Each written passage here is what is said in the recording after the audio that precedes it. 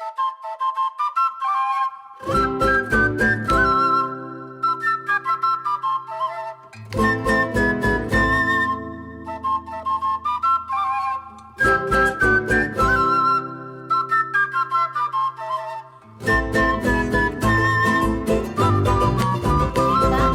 el corazón de los arequipeños, Arequipa siempre será la ciudad blanca. A todos los presentes les doy la más cordial bienvenida a este primer conversatorio magistral Cultura e Identidad Arequipeña, organizado por el equipo MAC, formado por docentes de educación básica y educación superior, y por Canal 3 TV. Vamos a dar inicio a este primer conversatorio magistral, Cultura e Identidad Arequipeña, que se desarrolla en el marco de las actividades por su 481 aniversario.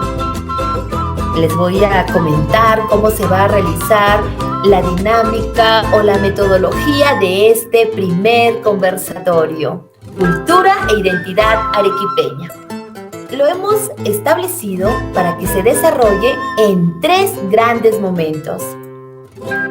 Y en cada uno de esos momentos se lanzarán preguntas retadoras para que sean respondidos por nuestros expositores. La misma pregunta para ambos invitados. Entonces les voy a comentar cuáles son esas preguntas retadoras. ¿Arequipa tiene su propia identidad?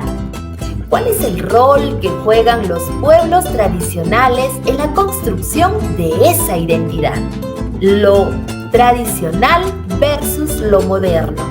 ¿Cómo se articulan? ¿Cómo se vinculan? Inmediatamente después de concluir con estos 3 momentos, tendremos la participación del público. Y para finalizar, una síntesis, conclusiones de este conversatorio. Para mí es un grato honor poder presentarles a nuestros expositores. Son líderes caimeños que hoy han decidido acompañarnos en este primer conversatorio, Cultura e Identidad Arequipeña. Se trata de don Ricardo Gallegos Sanz. Él es compositor de música arequipeña. También es miembro del grupo Matices de Caima. Y además es hijo del recordado personaje ilustre caimeño, maestro y poeta, don Manuel Gallegos Sanz. Igualmente, damos también la bienvenida al ingeniero Wilfredo Pardo Apaza. Él es el actual jefe de Defensa Civil de la Municipalidad Distrital de Caima. Ambos son conocedores de la riqueza cultural e histórica de nuestra ciudad mágica, Arequipa.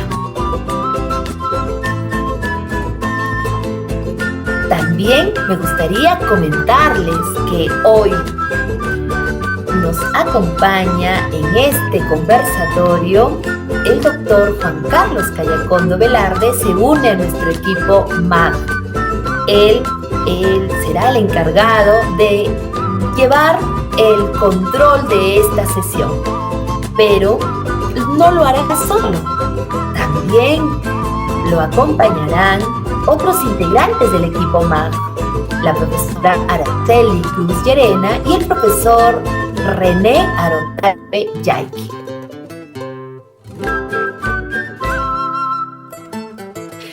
Antes de entrar de lleno a esta conversación, vamos a dar la bienvenida a nuestros expositores invitados.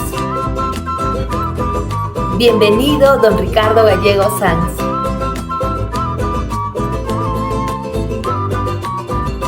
Gracias. Muy buenas tardes. Lo escuchamos. Gracias, muy buenas tardes. Marielita, agradecerte por esta invitación que me has hecho, agradecerles a todos ustedes que están participando y que esperamos contribuir en algo con nuestra querida Arequipa, especialmente en este aniversario que estamos cumpliendo los arequipeños. De la misma manera, damos la bienvenida al ingeniero Wilfredo Pardo Apaza. Bueno, agradecer de antemano por la invitación hecha. Esperaremos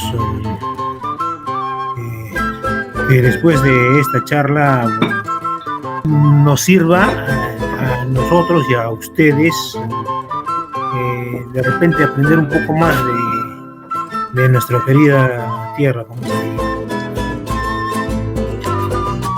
Muy bien, gracias Mariela. Gusto más bien de estar compartiendo esta tarde con Ricardo Gallegos Sanz, que es una persona ilustre de Caima. De igual forma también con el ingeniero Wilfredo Pardo, que es una persona muy dedicada a los temas culturales y también al desarrollo de Arequipa.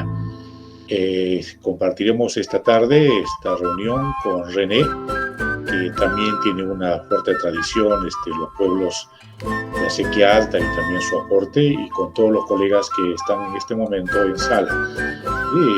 Para mí siempre es un gusto y un placer compartir con personas que están muy preocupados por el desarrollo del equipo. Entonces, René, bienvenido. Buenas tardes. Muy buenas tardes, queridos amigos. Primero que todo, felicitar a ustedes por hacerme partícipe de esto, de verdad, por el gran apoyo. Y también querer saludar al señor Ricardo Gallegos Sanz, el ingeniero Wilfredo Pardo, por el gran apoyo, y yo sé que el conocimiento que tienen nos va a ser mucho más rico. Y me encanta que son todavía los temas, cuando son tradicionales, para poder rescatar. Muchísimas gracias. Bueno, Ricardo y Wilfredo y también todos los compañeros iremos empezando sobre la temática. Bueno, el arequipeño tiene una forma muy peculiar de ser, donde va siempre se diferencia y se distingue muy rápidamente del resto de personas, y mucha gente considera que eso es parte de lo que es la identidad de la cultura arequipeña, de su forma de ser. Y cuando de pronto hablamos sobre este tema, siempre, pues, en el caso de Arequipa, lo conversamos, lo discutimos frecuentemente, ¿no? Y consideramos que este tema de la identidad cultural, en el caso de Arequipa, pues de alguna forma tendría dos grandes vertientes, ¿no? Provendría fundamentalmente de dos grandes fuentes. Una que podría ser la cultura hispánica. Sabemos que Arequipa pronto está por cumplir 500 años, ¿no? Y la otra es esencialmente la andina, la ancestral. Algunos consideramos que es parte de lo que es quechua o aymara. Entonces, en esa perspectiva, podríamos decir que de repente ahí hay una mirada de poder combinar ambas cosas, hay un sincretismo, ¿no? A lo que muchos de alguna forma le llaman el mestizaje. Don Ricardo, ¿existe el arequipeño en esencia? ¿Hay una identidad arequipeña? ¿O es importante que nosotros los arequipeños tengamos un mínimo conocimiento de la historia?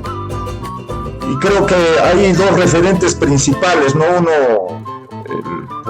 el doctor Guillermo Galdo Rodríguez, que escribe su obra Comunidades Prehispánicas de Arequipa, y Alejandro Málaga Medina, que habla de lo más, del aspecto fundamental de la llegada de los españoles. Yo creo que son elementales, ¿no? ¿Por qué? Porque eso nos va a permitir constatar de que verdaderamente ha habido un proceso histórico y que Arequipa pues tiene su propia identidad, entendida como identidad, pese a que hay que esclarecer sobre el problema de la identidad, que hay problemas con el problema del mestizaje y el sincretismo. Más apoyo el sincretismo, porque entiendo de que se da una confrontación dentro de ese proceso de formación, una resistencia, ¿no?, a la dominación colonial, y por el otro lado la afirmación colonizadora, ¿no?, de lo externo, y que viene acompañado con relaciones sociales de producción dominantes y dominadas, etcétera, etcétera. Entonces, identidad es la capacidad de asumir esos valores, hábitos, conductas. En otras palabras, que las costumbres se hacen tradiciones y las tradiciones se van haciendo cosas vigentes y se van perdiendo y van apareciendo nuevas tradiciones. Entonces, la identidad nos hace semejantes en nuestras prácticas, nos cohesionamos en torno a valores, al contexto geográfico, demográfico, al idioma, a la cultura. Todo eso nos da un sentido de pertenencia. Y el sentido de pertenencia es una necesidad. En nosotros es una necesidad. Por eso que los arequipeños dicen que somos otro país, otra nación. Porque nosotros hemos demostrado que tenemos esa necesidad de esa pertenencia. Entonces es fundamental empoderarnos de esa identidad, porque eso nos permite empoderar y desarrollar nuestras capacidades. Wilfredo, ¿nos sentimos calas, nos sentimos lonjos o somos una combinación de otras cosas, Wilfredo? Bueno, partiendo del hecho de que el arequipeño ha inmigrado más que todo de la zona del Collao, ¿no? Con los collaguas, cuando los trataron de llegar hacia el mar. Y bueno, hay dos cuestiones por ver. Hay una que indican que cruzaron el río Chili y se asentaron en la zona de la Chimba, en el Valle de Chilina, ¿no? Pero lo que más está escrito es que llegaron por la zona de Puquina, o sea, por eso adoptaron la zona de Puquina, y por Puquina por el sur llegaron a Arequipa, ¿no? Por eso que a los arequipeños le dicen los characatos. ¿Por qué? Porque antes no existía Yarabamba, no existía, el primer distrito que existía era el Characato, pues que nos dicen los characatos, ¿no? Pero sea de una u otra forma, el arequipeño ha llegado del Ando, o sea, ha llegado de la zona de Collao, de los collaguas prácticamente, ¿no? Antes de los incas, ¿no?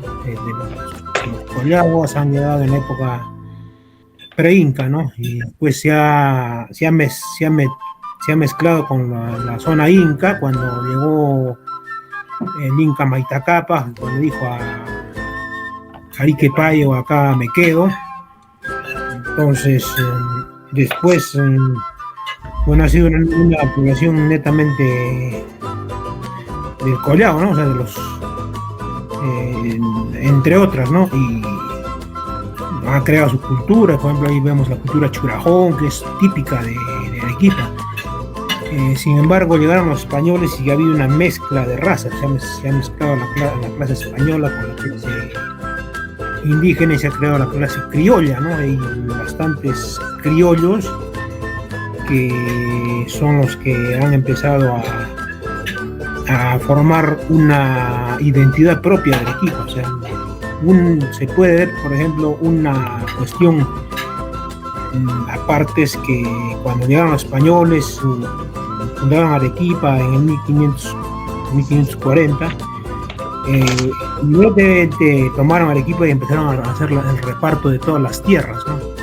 Como en el caso de la Sequía Alta, llegaron el 4 de abril de 1541, repartieron toda la Sequía Alta, ¿no? Repartieron los demás valles, han repartido Tiabaya, han repartido zonas, y si bien sabemos, antes pues los incas se alimentaban de la papa, el chuño, el maíz, ¿no? Llegaron los españoles y empezaron a traer el trigo, ¿no? Y les obligaban a los pobladores a que siembren trigo. Entonces al final no llegaron a su cometido. O sea, al menos en Arequipa misma, en la provincia de Arequipa, no han llegado a ser productores de trigos. Por ejemplo, es una de las principales causas por la que ya el criollo o el lonjo ha empezado a tratar de imponer sus ideas, ¿no? sus costumbres, ¿no? Y eso en la época de la colonia y en la época de independencia ha sido más fuerte, ¿no? Cuando ha habido la zona de las revoluciones. Y si leemos el libro de María Nieves y Bustamante Jorge, El Hijo del Pueblo, narra bastante el acontecer del criollo arequipeño, ¿no? Del campesino y del plebeyo, donde trata de imponer sus ideas, ¿no? Y es combatido con la fuerza, ¿no? Desde ahí es que el arequipeño ha empezado a buscar su carácter, su temple, que después, que a la larga, pues, es destacado hasta la fecha, ¿no? Por la nevada arequipeña, que indican que tiene, pues, un carácter especial y típico de la zona. Muy bien, Wilfredo, muchas gracias. Don Ricardo, luego también René va a tener algunas interrogantes. ¿Cómo definimos al lonjo? ¿El lonjo es el arequipeño? ¿El characato es el arequipeño? ¿Quién es el arequipeño hereditario de esta identidad cultural, don Ricardo? Entonces, los primeros que ocuparon este territorio y que le dieron valía, fueron lo que dice Wilfredo, ¿no? Es decir, y hablaba yo al principio de que había un proceso de resistencia, y de ahí viene la resistencia, y una de las características importantes de la identidad del arequipeño, ¿no? Los lupacas, puquino hablantes, churajón, ubicados en la cabecera hidrográfica del Tambo, accedieron a esta zona, ¿no? Esta parte alta, ¿no? Pero pertenecían, digamos, a la zona hidrográfica del río Tambo. En cambio, nosotros pertenecemos a otra zona, y eso fue, ¿no? O sea, ellos provenían de la etapa del primer imperio, que nos estamos refiriendo a las civilizaciones que se formaban en el Collagua, en el lago Titicaca, y la cultura tiahuanaco fue en su expansión y en su necesidad de colonizar, porque era la variante que se daba y que ellos utilizaban, digamos, los valles interandinos. Esa es una característica que se da en estas zonas, ¿no? Los valles interandinos.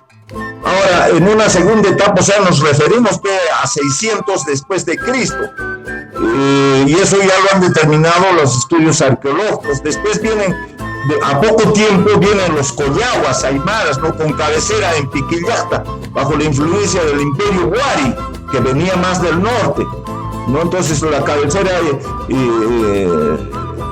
que ocuparon fue la cabecera hidrográfica del Camaná y del Chile, o sea, lo que viene del Colca, y por este lado también. Entonces esa es la ocupación. Ellos, si bien es cierto, no fundaron, pero ocuparon, o sea, colleguas y churajones domesticaron el desierto yunga arequipeño, fundando el oasis del valle, que le dicen el Conisuyo, fundando aldeas agrarias de esta y de la otra banda. Acequias, hicieron las primeras acequias, y dentro de ellos es la más antigua, que es la de Acequia Alta, que es Zunilarca, de Guillermo Galdo Rodríguez, ¿no? En sus comunidades prehispánicas, ahí habla de Zunilarca, y él habla, ¿no? Que la acequia del Cusco, la acequia real del Cusco, esa era la Zunilarca, y era antes de la presencia de los incas. Entonces hay una primera etapa. En una segunda etapa vienen los incas y forman la Chimba, ¿no? Pero son los collaguas los que abarcan esta banda y la otra banda. Más al fondo, o sea, hacia el lado de Paucapata para adentro, hacia Chihuahua, toda la zona esa que da justamente a la zona hidrográfica paralela a la del Chile, o sea, nos referimos al Tambo, ¿no? Ellos mantuvieron cierta distancia, pero inclusive hay estudios que dicen de que no hubo un distanciamiento, y los collaguas no se mezclaban con los de la otra banda, ¿no? Pero posteriormente, por los retos arqueológicos y por situaciones que inclusive se dan en los primeros estudios que se dan de la llegada de los españoles, cuando hablan, ¿no?, sobre cómo pagaban los tributos, ahí se demuestra que acá en esta banda también habían del otro lado y tomaban propiedad especialmente en la zona de la parte baja. Ahora llegan los españoles y fundan Arequipa, no en una tierra eriaza, fundan en una zona agraria donde ya estaba sembrado. Entonces nos preguntamos, porque hay varios historiadores que han hablado sobre, por ejemplo, de Caima, ¿no? Y verdaderamente cuando nosotros comenzamos a analizar el problema, eran las acequias vitales, de qué iban a vivir, de cómo iban esos que iban a ocupar estos territorios, de qué iban a vivir, ¿no es cierto? Entonces era la agricultura uno, y para hacer agricultura, ¿dónde? En un desierto. Entonces el desierto, ¿no?, lo convirtieron en un oasis, o sea, ¿no?, en un valle. Señor Ricardo, muchísimas gracias por la información. Nosotros sabemos que acá en Arequipa nos caracterizamos en la forma de hablar, nuestra forma de pronunciar, y somos reconocidos por eso. Me gustaría que nos comente, de repente usted podría averiguar el por qué se da ese tono de voz que... El lonjo se caracteriza porque es una persona dedicada al agro, ¿no?, al campo. Y al jala lo tildaban así al aristócrata, a la persona de la zona del pueblo, ¿no?, de la zona urbana, entre comillas, ¿no?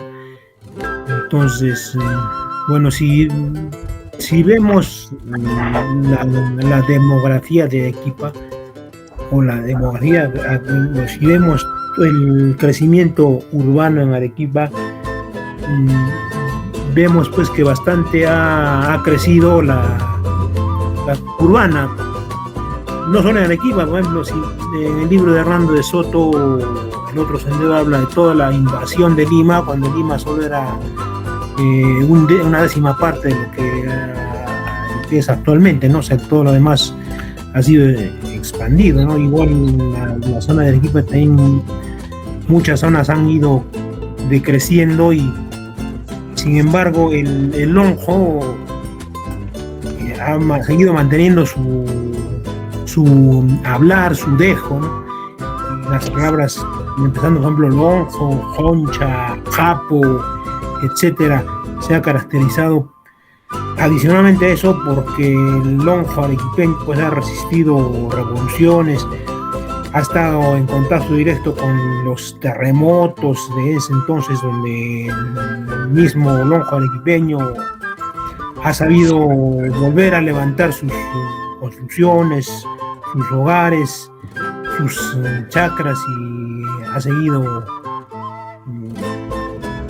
tratando de conservar lo auténtico que es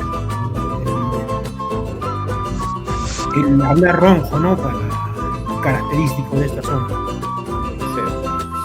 Sí, y realmente es muy rico hablar de Arequipa porque pues hay muchos años de historia y muchos años de tradición, y con razón don Ricardo Gallegos nos narraba exactamente cómo era la historia.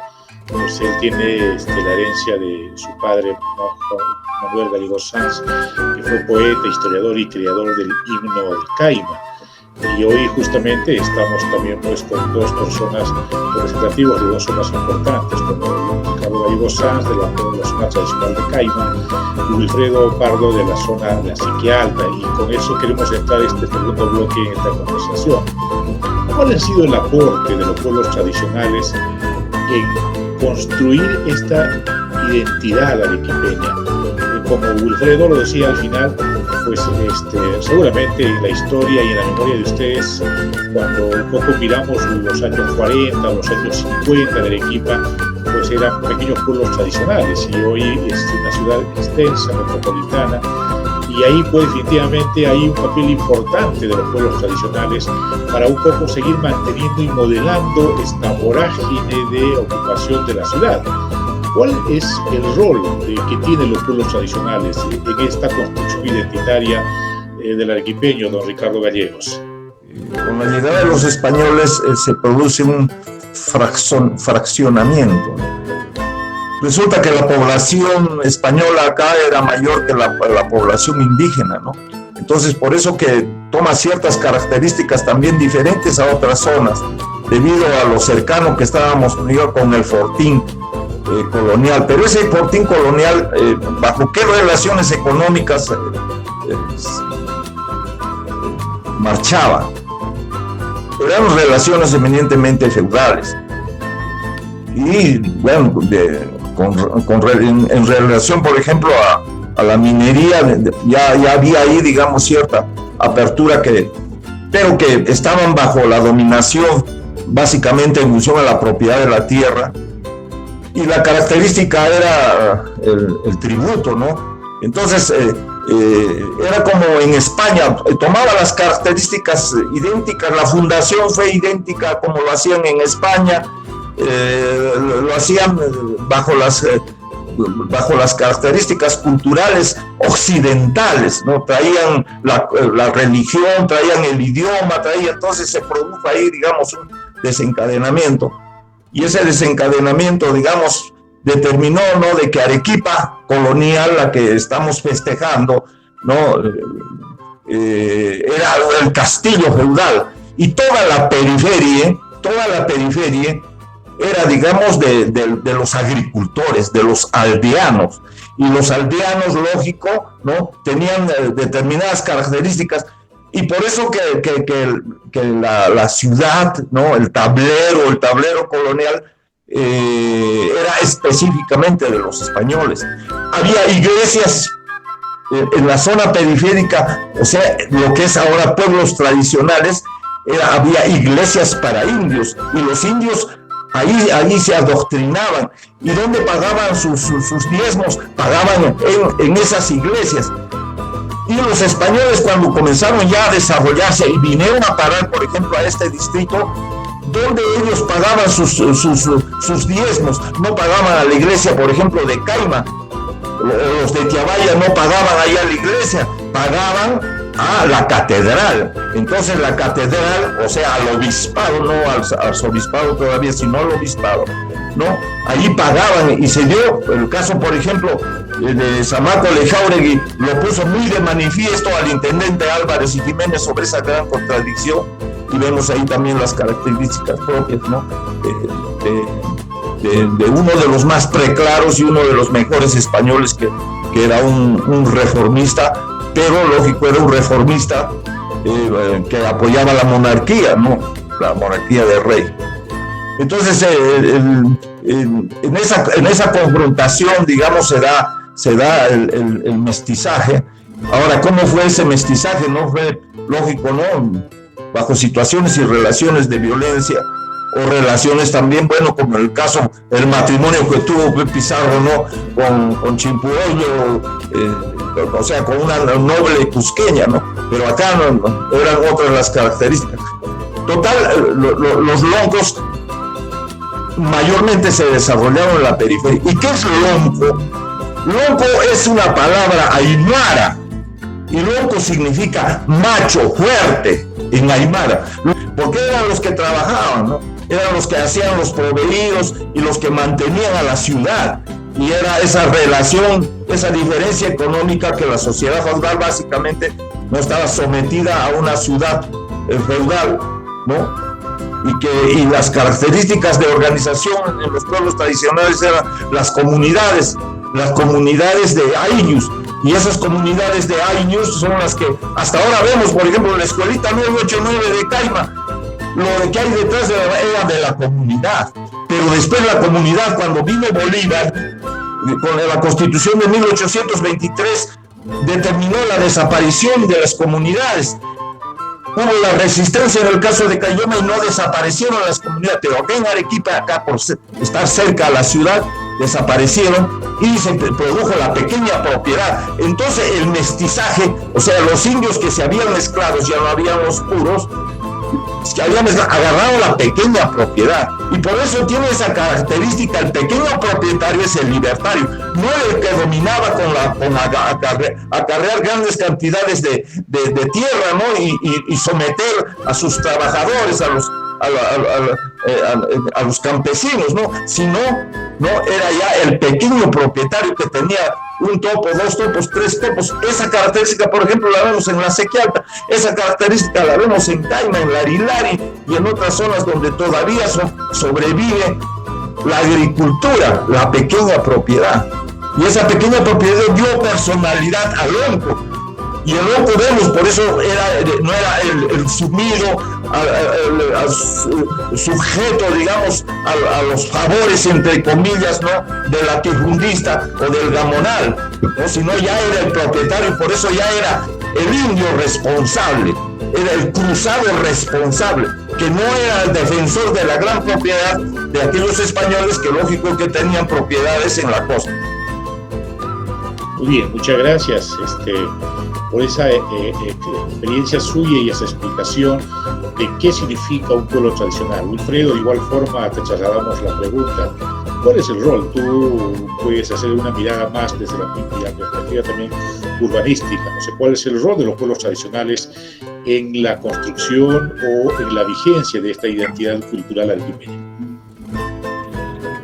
Bueno, como dijo Ricardo, si nos remontamos al cura Juan Domingo de Zamácola y Jáuregui, es quien prácticamente creó los distritos en Arequipa, porque justamente cuando el cura Zamácola empezó a evangelizar, a traer más pobladores hacia la iglesia de Caima, sucedió que iba de casa en casa y la casa número 1 pertenecía a la casta religiosa de Caima, la número 2 pertenecía a la casta de la catedral, la número 3 de Yanaguara, etc. Entonces el cura Zamácola, en base a eso, es que dijo, bueno, acá la única forma de tener población es no dividirla por castas, sino por territorios. Entonces él, entre su hermano Antonio de Zamácola y Jáuregui, en trámites en España con el rey de España, al final logró de que el rey de España crea las primeras circunscripciones, o llamados distritos en Arequipa, ¿no? Llámese, por ejemplo, Caima, había Yura, no existía ese recordado, Yabaya, Yanaguara, El Cercado, si no me equivoco, Paucarpata.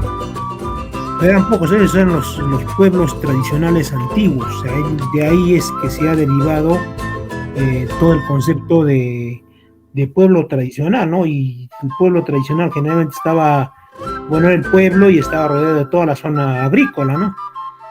Entonces, a expandirse en la población por 2 motivos, ¿no? Uno ha sido por causa de crecimiento urbano de la zona, y otra por las inmigraciones, ¿no? Ha habido bastante inmigración de la sierra, de las zonas altas hacia las zonas urbanísticas, ¿no?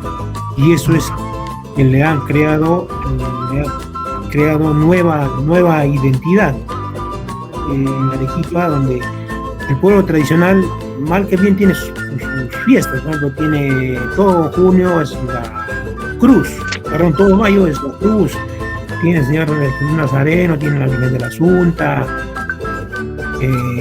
fiesta de cada pueblo, ¿no? Entonces, sin embargo, han aparecido nuevos ritos religiosos, por ejemplo la Virgen de Copacabana o el mismo Señor de los Milagros, que tienen más apogeo que las tradiciones antiguas de los pueblos tradicionales. Eso no, nadie me dejará mentir. Entonces, sin embargo, hay el poblador antiguo que lucha todavía por su vida, por sus tradiciones, por ejemplo, quemar su japo en la verbena, reventar sus cohetes, sacar su procesión, hacer su misa de fiesta, entre otras cosas, ¿no? Eso con el tiempo se está perdiendo por el hecho de que, digamos, en Acequia Alta, donde yo radico, el antiguo poblador tiene, qué sé yo, 2.000 metros cuadrados. El antiguo poblador dice, bueno, se va a quedar para mis hijos, ¿no? Pero hay muchos hijos de que ya no quieren regresar al pueblo, ¿no? Entonces se quedan en la ciudad o van a estudiar a otro lugar y no se quedan. Entonces hay bastante terreno desocupado y bueno, el hijo ya no regresa a Acequia Alta. Entonces ya no regresa a los pueblos tradicionales. Entonces, al no regresar, la tradición va muriendo con los contemporáneos, ¿no? Con los de la tercera edad, que actualmente están ya padeciendo, ¿no? Están ya envejeciéndose y, bueno, por la ley natural están falleciendo, ¿no? Entonces, queda todavía en algunos en seguir, en tratar de seguir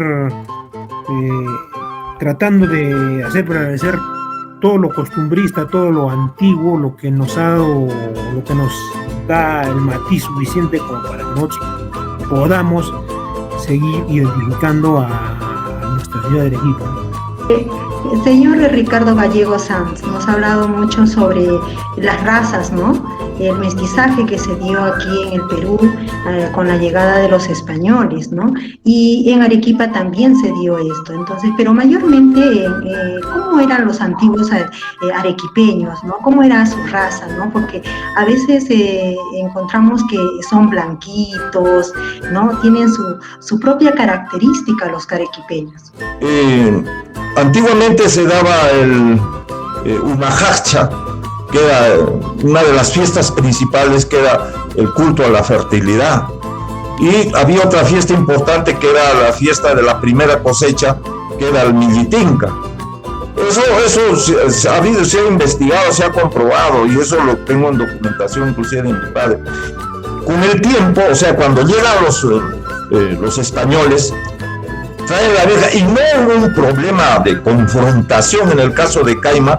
¿Por qué? Porque la fiesta del Millitinca, o sea, la fiesta a la fertilidad, a la mamapacha, coincidía con la Virgen de la Candelaria. Entonces, por eso la significación que toma la Virgen de la Candelaria era la mamapacha. Pero la iglesia, la fachada que le hicieron los indios, le dieron la característica de la Virgen de la Candelaria. Y ahí tienen toda una representación, ¿no? Ahí en la iglesia, si ustedes vienen y comienzan a analizar toda esa representación, todo ese lenguaje, ¿no? Ustedes van a comprobar la visión que tenían, ¿no? Nuestros antepasados. ¿Y cómo se da el proceso de mestizaje, ¿no? El proceso de mestizaje se da en que las características que toma el onco y el carnaval onco sequialteño es en el Millitinca. ¿Dónde está la prueba? En las investigaciones que se hacen, y después lo comprobamos, inclusive nosotros de muchachos, salían de Charcani,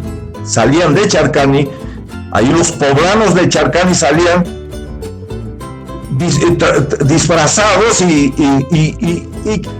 en sus burros colgaban la fruta, colgaban